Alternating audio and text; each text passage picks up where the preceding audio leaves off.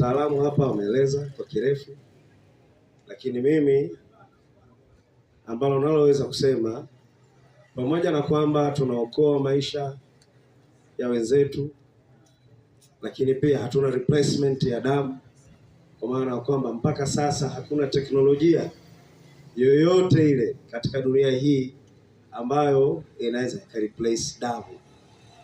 Damu hakuna namna ya kuipata zaidi ya kuchangia kutoka kwa mwenzako.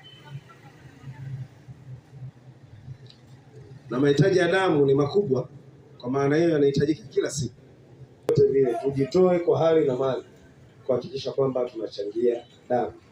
Na kama alivyosema, damu hauna madhara ya aina yoyote zaidi ya kutengeneza tiba katika mwili.